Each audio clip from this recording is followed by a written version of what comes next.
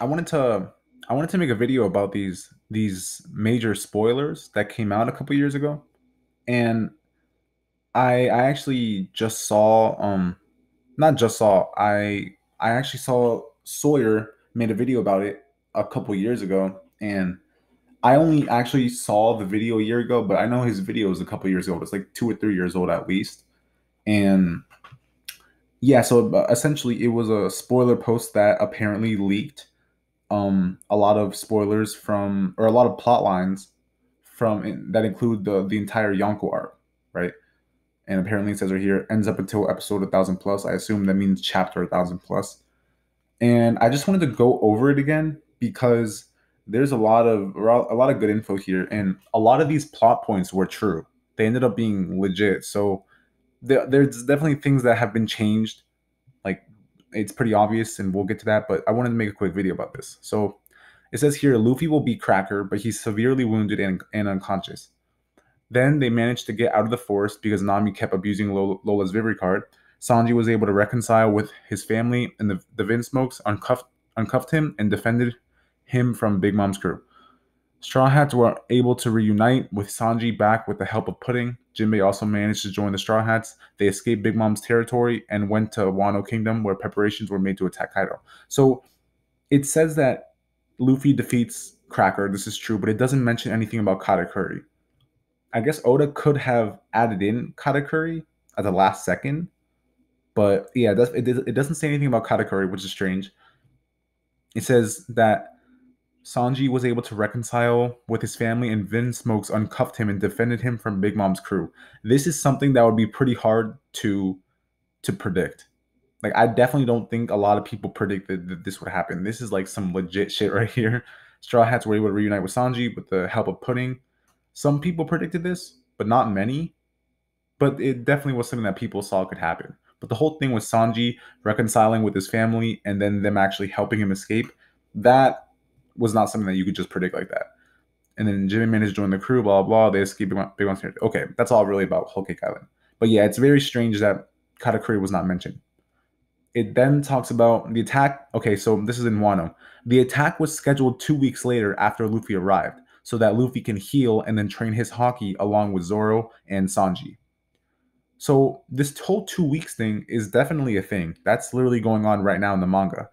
It says here, so Luffy can heal and then train his Haki along Zoro and Sanji. This is not happening, right? Luffy has already healed. By the time they arrive at Wano, Luffy has healed from his Cracker and Katakuri fight, if I remember correctly. Yeah, I'm pretty sure. So this is definitely not what happened. These are where a lot of things are majorly different, as we can already see in Act 2 of Wano, in Act 1 and 2. It then says Law is also preparing the strategy. 2 weeks later, preparations were made and their alliance were on the move. Samurais, minks, ninjas. Okay, so it's okay. They went to Kaido's territory. They went to Kaido's territory. Okay, so yeah, this is basically saying in 2 weeks they're gonna go to Onigashima. This is essentially what it's saying right here. They saw Captain Kidd, Hawkins, and Apu along with each of their crews displayed in big cages. Huh, this is strange.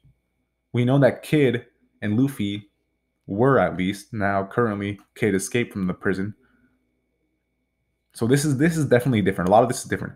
Jack, one of the Calamity, and Kaido's right hand man with the bounty of 1 billion. Bounty 1 billion. This, well, we already knew that. One of the Calamities and Kaido's right hand man. This is not true. Suddenly appeared and attacked the Straw Hats.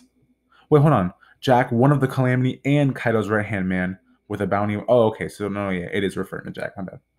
Suddenly appeared and attacked the Straw Hats. I mean, this could still happen. It's just that I don't think it'll go down like this.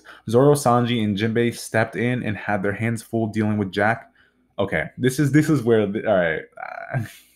If this is really okay, I think that all of this spoilers and plot lines could have been Oda's original rough draft of how he wanted the Yonko saga to go, but he clearly has changed a lot of it. So Zoro, Sanji, and Jinbei stepped in and had their hands full dealing with Jack.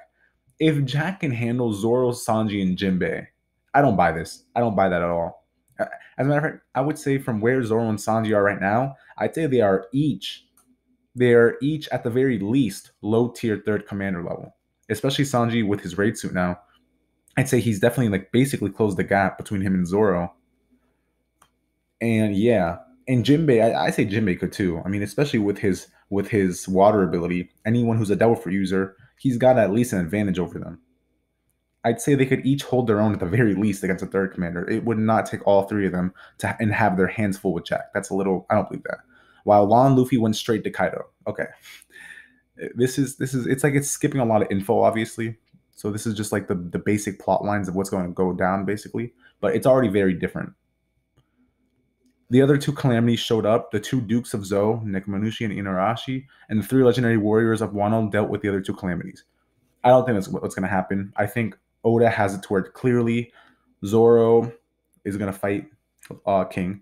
Sanji is going to fight Queen. And I definitely do see Inuarashi and Nekomamushi having their rematch with Jack. But I don't think it's going to be one-on-ones the whole time. I think Zoro will have help fighting King, Sanji will have help fighting Queen, and these two could definitely fight Jack alone. Okay, yeah. But Zoro and Sanji will have help, but at the end of the battles, I feel like Zoro will have to defeat King one-on-one. Sanji, like all the other people, all their teammates will be down. Zoro and Sanji will be alone to fight their each King and Queen.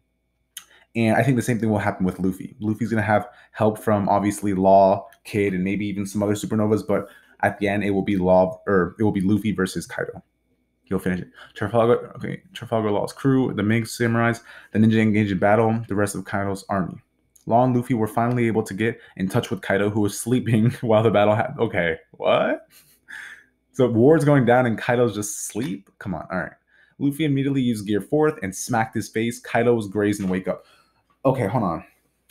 Huh, that's interesting. Kaido was grazed and woke up. That's interesting. Grazed. I could see something to that. And honestly, this does sound like some shit Luffy would do. Kaido's sleeping, he just goes gear that.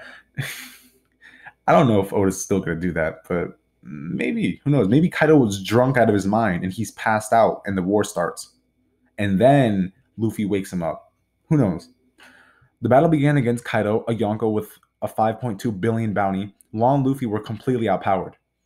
So at this point, it's only Law and Luffy. I don't believe. Yeah, no, I don't. I definitely don't think this is gonna happen. It'll be at least all Luffy and Kaido. Usopp released Kid, Apu, and Hawkins. Okay, so at this point, they're still in the prison, along with their crew, and were able to join the battle. The three captains, Kid, Apu, Hawkins, went for Kaido's head and helped Luffy beat Kaido.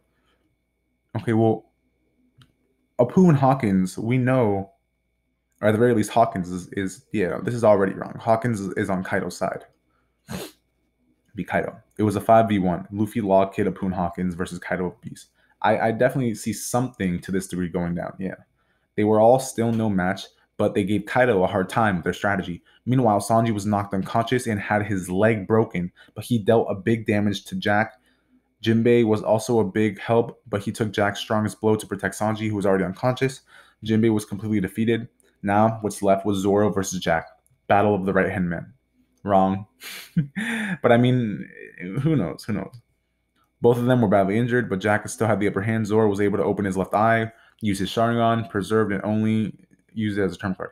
It was a strong sense of observation hockey, so that's why his agility and focus increased greatly, not minding his surroundings. Big destruction and slashes were all over the place, affecting everyone. Zoro finally defeated Jack with his last final blow, his greatest attack, Ashura Tensei. That sounds beast. The battle with the other two calamities were still ongoing. The Dukes and legendary samurais were able to match the calamities, but at the end, the calamities were able to beat them all. No, wait, the calamities beat them all. The calamities were severely injured. One calamity, Jin, with a bounty of 900 million, was finally finished when Usopp. That's strange. When Usopp, Book, and Robin stepped in. There's no fucking way. Usopp, Book. I don't care if he's injured or not. Like, come on now. While the other calamity, Doom, with a bounty of 800 million, was also finished by General Frankie and Monster Chopper combo.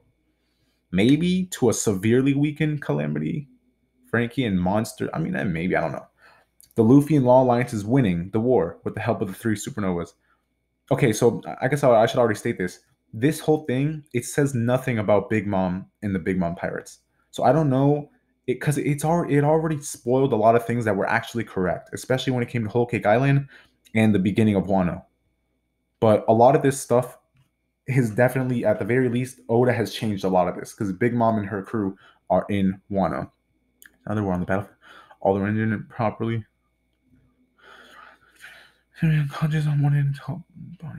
Because of a great fatigue caused by his opening left eye. All they could do was trust in their captains. Okay, so Sanji, Jinbei, and Zoro are all down.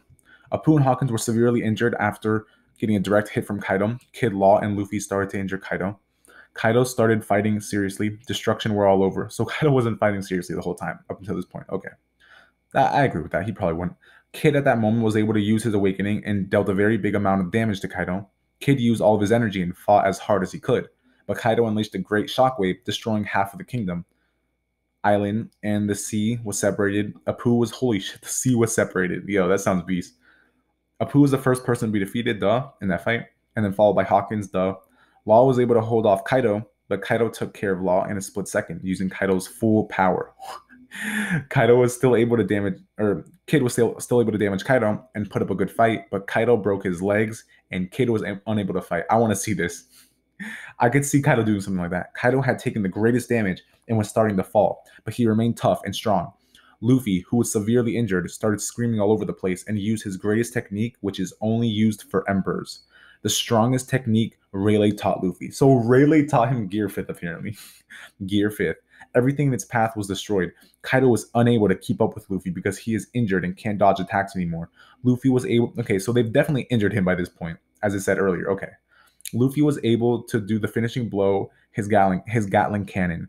Every time Luffy uses Gear 5th, his body gets crushed because of the pressure. So for every attack he does, there's a recoil damage to himself, breaking each of his bones. He's basically Deku. Yo, that's awesome. Luffy was able to maintain in that form for 45 seconds. Kaido was unable to stand after that, but 45 seconds was still short to completely defeat an injured Kaido. Even after the finishing blow, Kaido still remains conscious. Luffy wasn't able to stand up. He lost his Gear 5th and tried his normal pistol punch before he passed out. Kaido also used his final attack. They exchanged blows. Kaido was unconscious and was completely defeated. Luffy stopped moving after the great damage his body could ever take. After the greatest damage his body could ever take. Everyone was happy, and the Marine ship observers witnessed the fight and reported to the whole world. So I guess the Marines were just chilling, watching? That sounds strange. While everyone was rejoicing, they noticed Law was shouting and crying. Luffy wasn't unconscious, but he was dead. His pulse had already ended for almost 5 minutes. Willpower was the only thing that made Luffy fight back at the end, and even his body already gave up the fight. He was able to bring a miracle on that impossible fight. Everyone was emotional. So, it just... Big Mom isn't mentioned at all. Like, a lot of this sounds epic. Just what is Big Mom in Wano for and her whole crew? Zoro was in shock that he spaced out of what happened to their captain. Law remembered that he has the ability to give immortality to a person, but he also heard rumors that it could bring someone back to life in exchange for his fruit and the host's own life. The Marines arrived and tried to capture the pirates who were injured. So I think the Marines who will go to Wano, I think, will be Fujitora and Green Bull. I do think that they will go. I feel like Fujitora has to go, right? Alkaino literally said, "You're not going, stepping in any like Marine headquarters or anywhere else like that until you give me Law and Luffy." So I definitely do actually think Law and Luffy will be captured. I think that this, like Fujitora, this has already been foreshadowed. I think that Fujitora has to capture them. It says Law has 24 hours to revive a dead body and can't afford to battle against the Marines again. Law then carried Luffy and turned Luffy and himself into the Marines in exchange to let the others go. Everyone was shocked and angry. Law shouted and said he will save Luffy no matter what. Just trust in him. It was a good deal for the Navy to capture both Law and Luffy. The captain of the Marine fleet respected Law's decision and took Law and Luffy. Law explained to the Navy to let him operate on Luffy.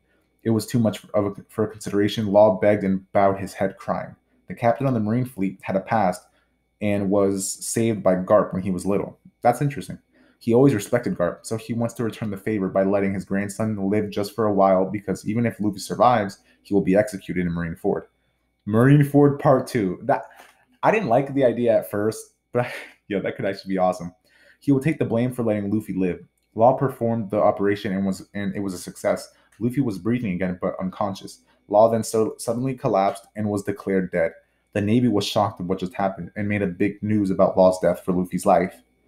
I don't know why I said that weird. Luffy was then locked to Impel Down and was scheduled, and his execution was scheduled.